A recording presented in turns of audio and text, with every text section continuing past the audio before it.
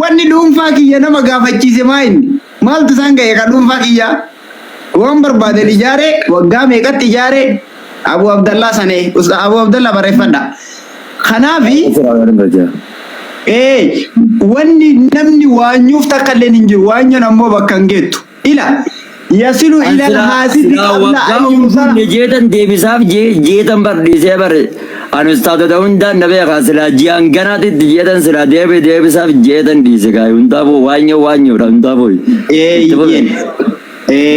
kanaafuu irra taruutu irra caalaadha irra taran nama taran jetti Oromoon wanni anaan jedhu harkasni imoodha wallaalaa hedduu barsiisu jira birrii nu kafalaa namni jedhuun hin jiru ijoolleen gaarummaa sila lafatti miliyoona 10 guuraan jiru gaafa ulamaa agalchan nama waa baratu kana nata akkamitti nata haa barsiisanii yaadan qoo isaan kun sila miluu abbaa booritti Ustaaz Abdallah Idris guyyaa tokko miliyoona 10 guure gaafa ulamaa agalchan biyyi miliyoona 5 guurtu biyyi 500 guurtu maaliif ulamaa inni kun taa'ee qaraasisa dalagatu hin danda'u garuu waan madda galii isaaf ta'u ni qopheessaniif nama aalimaa tokkoof jedhamee akkasii walii qabamaaf akkasuma nama sheeka gandatti quraana qaraasisuuf maallaqa xiqqoo walii qabaniifi yookiin mindaa godhaniifi qaraasisa ka'iimoo kunillee sagantaa godhate hojii godhate hojiidha hojiin hojii caalu kanama barsiisuu ga'uun jiru diin rabbii nama barsiisuun hojii caalu sa'aa ufii muree sa'aatii ufii gubee yoo barsiise warri baratan yoo birrii kenneef birrii narraa fudhatan jettee intalli sirriitti ni manne wannummaan nama kaan asirraa waccisiisu kuni maa'in tokkoffaa durriyyeen ijoollee asirraa wajjiin kaayitu dhabde ijoolleen hiimotti galte akka jirtuun Allahu akbar in argattanan mallee fuudhi gaafa Ibroo ibsaati makiinaa binna jedhanii mucaa sirbi makiinaa binna jedhan san viidiyoo gabbayee dalage tiktookii tokko irratti ijoollee shamarranii tana isintu harkaa qaba mee rabbii jedhaa takkitti matana arsoomuma kenna laala nuti arsiidha atilleen arsiidha arsoomuma nuu laala ijoollee duraa tana nutti gadi dhiisaa haraaman jedhinaani makiinaa hin binna ijoollee harkaa qabdanii nu jedhan harkaa qabna ijoolleen dhugaa duuka jirti namni karaa dhugaa jira ijoolleen himoo keessa jirti nuutu harkaa qaba uf harkaa qabdillee ijoolleen lubbuu ufii qabdeet himoo keessa dhuftee waa barachuu jirti bakka itti kennattu beeyti ijoolleen wanni guggubattanillee wanni fiddan takkallee ni jiru akkana. Assalamu alaikum warahmatullahi wabarakatuh. Waalaikum salam warahmatullahi wabarakatuh. Ila dere su dakika shan waina kene dani ya dakika shan wai sai dan ta kana kana mai tiko sun dubadda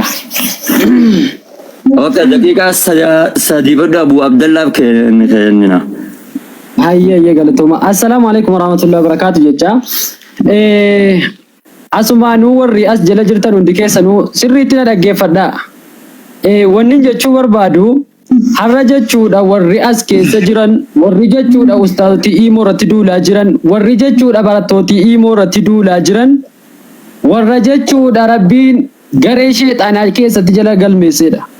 Bakki jarri itti nama yaamaa jiran bootaa jechuudha qura'aanni hin jirre bootaa zikriin hin jirre bootaa du'aa'iin hin jirre bootaa maqaan rabbii ittiin dubbatamne bakki jarri itti nama yaamaa jiran bakka rabbiin irraa nama dhorkeetti nama yaamaa jiran har'a jechuudha namni tokko markaza keessa yeroo taa'u yoo jechu akkuma hadiisa ergama rabbii alayhi salaatu wassalaam irraa dhageessanii jiraatan ofii qara'uu baatullee ofii jechuudha ol bahee qara'uu baatullee achi keessa jiraachuudhaan galmee warra jechuudha gaggaarii keessatti katabama malee galmee warra badaa keessatti hin katabamu.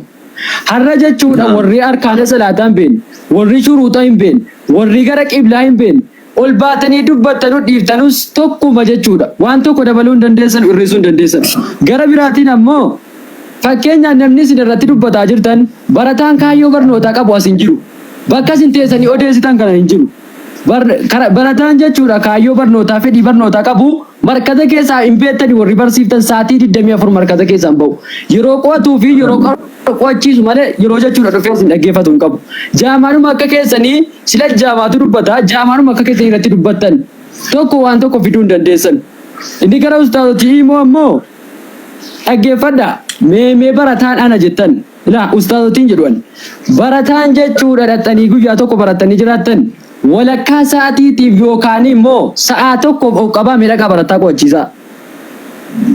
walakkaa isaatiitiif ni argitanii waan argitan wallahi ganaa chittiin deebitan bar obsa jennaan bar waan guddaa ibidda jira ibidda liqimsaa jitaa barsiisaa jira akkanumatti waan bilaash ta'e miti har'a jechuudha waggaa barsiisaan kun waggaa tokko jechuudha waggaani jechuudha waggaa namarratti dubbitaat irrattan siyaada dachiisa jiman guyyaa bitaddaa hoggan hangattaa'e ijoolleen karaasee jimaa qama irraan fadhee karaatitti kute jimaa harumman karaa'ee kita ijoollee karaayisee raawwadhe boodan buna kiyyaa fi jimaa kiyya qamootti seena jechu itti fufi. Kun akkan sa'aatii magribarraa kaasee aga sa'aatii 5-6 qaraayisaa jira qottoonfatee taa'ee qaraayisaa jira namni qaraayisu kun. Kanaa wajjin barataa kana keessa dhaggeeffadhaati. Barataa jechuudha yoo jechuudha waggaa tokkotti qura'aanni hin galletu jira. Barataa jechuudha yoo itti himte sirkaa fudhachuu hin dandeenye jira. Kanaa wajjin obsitee of hiitee qottoonfatee teessee wajjin teessee barsiifta jechuudha. Kana keessa barataa kana keessa barnooti numaatu warra kadhannee nama barsiisaa jirra. Kadhannee adaraa taa'e jennee miila qabnee teenye qaraayisaa jirra. Barataa akka waan ofii keenya barachuu barbaannee tokkotti jechuudha teenye kadhannee barsiisaa jira. Sanumaa wajjin barataa jechuudha gaafa qura'aana umuree jedhe yookaan dhaqee gara xumuraana yeroo bahee jedhe osoo jechuudha ustaazii kanatti guyyaa tokko natti laffa'e barataa as keessa jirutti na qo'achiise osoo hin jedhin akkasumatti jechuudha kan karaarra bu'u jira. Irra guddaan barsiisa barataadhaa irra zabana kana ta'e. Kanaa wajjin ustaazni obsee markata keessa sa'aatii 24 sa'aatii isaa sitti kutee jechuudha. Nama baratu yoo ta'e jedhe irra guddaan warra baratu. Kanaa wajjin sa'aatii isaa jireenya isaa gara galchee sii kenne taa'ee barsiisaa jira. Har'a jechuudha namni akka bakka hin qabne namni jechuudha diin islaamaa xiqqeenyatti fiduu malee diin islaamaatti xiqqeenya fiduu malee guddinatti fiduu hin yaanne waan fedhe ka'ee dubbata. Har'a jechuudha yeroo akkasitti ka'ee dubbatu malaayikaan raqiibiif atiid jecha ati kaleessa dubbatte jecha ati kaleessa waan barbaadde dhugaadhaan haa ta'u kijibaan haa ta'u jecha ati dubbattu sirratti katabaa jiran. Garuu ati akka waan jechuudha guyyaan hin dhumne tokkotti akka guyyaan ganaa fuulduratti hin dhumne tokkotti dubbatta. Garuu ganaa fuuldura rabbiitti gaafatamuudha teessa waan jette irra guddaan namaadhaa nama waayifaa nama kadhatee qaraayisu jira. Irra guddaan namaadhaa jechuudha. Irra guddaan namaadhaa nama waayifaa ofii guutee qaraayisu jira. Waa biraa dhaqee irraa fayyadamuu dhiisiiti. Waayifaa akkasitti dubbattamaa rabbiin jiru waa yaaduun hin jiruuma adda baasaan dubbattu garuu dubbattus waan tokko fiduu hin dandeessu. Har'a barataan warra jechuudha yoo fudhatanii garee iimootti dabalatan garee warra tiiktookiitti dabalatanillee rabbi gaafa kaan maal jedhe wastafziz man istataata minhum jedhe akkuma gaafa rabbiin jechuudha sheexaanaan akka jedhu sana ati garee sheexaanaa sana taate warra gara khayriirraa gara ummata gara jechuudha rabbiin irraa warra yudilluu kan sabilillah jedhee gurratti hin kenninu itti fufi. Akkana jechuudha. Kanaaf warri jechuudha dhaggeeffadhaa isinis warri barattootaa warri jechuudha shamarree warri marga. Inni amma mee dhagaa ilaalaa koomentii jala dhagaa ilaalaa. An warra zuumii tibboo an warra bagan biyyattii baradhe boo biyyattiin baradhean. Ati warra biyyattiin baradhee dhufe jennaan nuti har'a jechuudha tokko lam nutti himuu barbaaddi. Biyyatti baratteedhatti akka itti qaraatu hin beektu ati of hin beektu ati.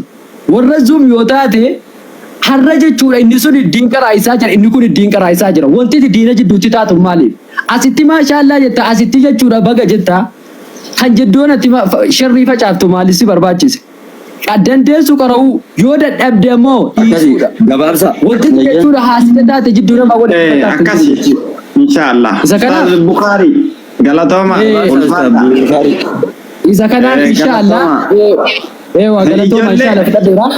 Warri jechuu barbaadu warri barachuudhaaf kaayyoo qabdan warri barachuudhaaf fedhii qabdan warri barachuudhaaf abalu barateedhaan osoo hin taane fedhiin qura'aanaa isin keessa jiru ammas deemaa baradhaa warri barataa jirtan irratti jabaadhaa. Ustaazotiin immoo wanti fedhe immoo of duuba isin deebisin hin jedha. Wassalaamu alaikum warahmatullahi wabarakatuh. Waalaikum salaam. Abu Abdallah naa dubbatanii ijoolleen shabakaa guuttutun ammoo Sheikh Ustaz Muhammad ijoolleen shabakaa guuttutun warahmatullahi wabarakatuh. Waalaikum salaam warahmatullahi wabarakatuh. Ayyee Ustaz Ridwaan obsanaaf ayyee maal jettan isin? Ustaz ijoolleen shabakaa sheekaa guutee fi nu haa qaraasiftu jettu tuni ijoollee biyyatti abbaan isii sheeka uf bira galchee mana kennee fi ijoollee nu haa barsiisu jedhee qooda kennuuf ijoolleen tun beeki ijoolleen abbatti baati ijoolleen amma ustaazotaaf shabakaa guuttu. Asirratti waa'ee na yaadachiifte jaarsa fi jaartii biyya arabaa keessa sagalee xiyya dhaga'uun malanii yaa jaarsa fi jaartii haadha fi abbaan akkana abbaan ni beekagaa biyya Saudi Arabiyaa kana jaarsa fi jaartii namooti hojii adda adda qabani. Haati immoo biyyoo bira teessi biyyoo san kitaaba aqiidaa firii shaniin haffasiise aqiidaa jajjabdu hin beektan ijoolleen warri ustaaz aniiti wallahi ijoollee san caalaa dafanii osoo shabakaan ustaadaa hin gaafatamne haadha fi abbaan wal maratanii dafanii daddafanii awwala maallaqa ustaadaa galchanii ilmoo tatanarra wallahi jaarsa fi jaartiitti barataa jira ilmoo fi ilmoo anamma haadha fi ilmoo tanan bira baratanii qaba wallahi laal gaamee laal gaa barataan kanumarratti wallaaleeti si ishiin tun haadha fi ilmoo rakkoon kana galchitu gubiyyuu inni qaanfataa beeke barataan ati yoon kennin yoo maallaqa osoo qabdi yoon kennin yoo baratte hin qaanfattu kanamni si bira maallaqa kennu akkasi warri ilmoodha itti fufu. Akkasi Ustaaz Abu Abdallah nu dubbadha ana ammoo ayyamanaaf godha inshallah walit deebinaa jabaadha itti fufaa isin jedha Ustaaz Abu Abdallah salaamu alaikum. Galatoom waalaikum salaam wa rahmatullahi wa barakatuh. Ustaaz Abu Abdallah banadha.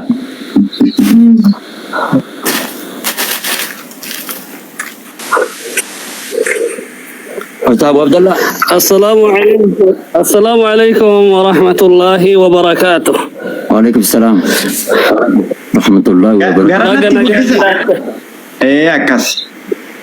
Baga nagaa jiraattan marti keessanuu hayyaakumullahu isiniin jenna ahlan wa sahlan wa marhaban bikum Ustaaz Muhammad Bayaan wa kullukum wa Sheikh Yasin.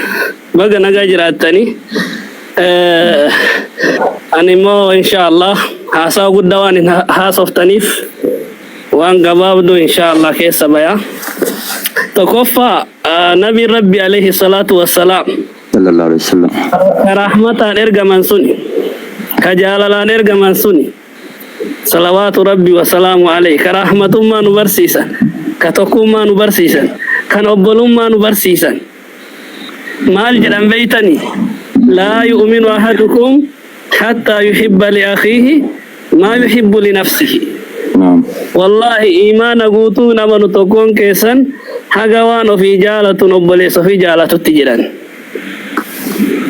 فكينا نمني توكو نمن ما نسل جرف مرتا وسو حديث كانت دلقي نم توكو چولين نبو بيكا. نعم. مال الجنان nama tokko yoo zinaa dalaga jedhee ka'e obboleettii ofiitti hin jaalatu haadha ofii irratti hin jaalatu